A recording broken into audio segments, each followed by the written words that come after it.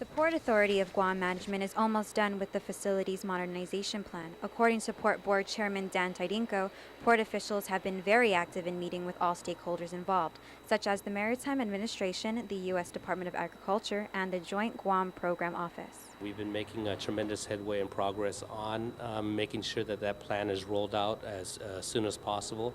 We're probably about 90% of the way, if I had to assign a percentage, in terms of where the implementation plan is supposed to be. As we reported, the port modernization plan was scaled back after the announcement that the military buildup would be delayed.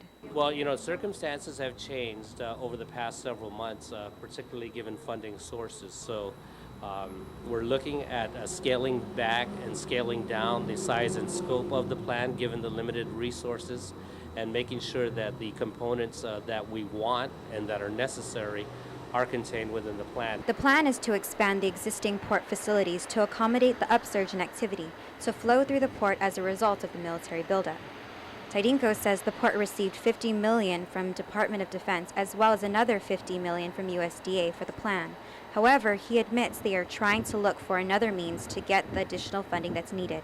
We're looking at the mechanics on that. Instead of having to tap those monies immediately just to ensure that we don't have to raise rates or increases on tariffs, we'll try and figure out what is needed and what is required of us. Tydingco adds the port continues negotiations for the implementation plan with MARID until they come to an agreement.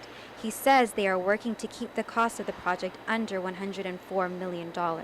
With the final plan nearing completion, Tydingco says they will discuss the financial options for the port modernization effort, as well as the ARA Tiger Grant. The meeting will be held tomorrow at 11:45 a.m. at the Port Board Conference Room here in Pidi. Meantime, Port Oversight Chair Senator Tom Atta has scheduled a follow-up information briefing on the modernization efforts for August 9th at 5 p.m.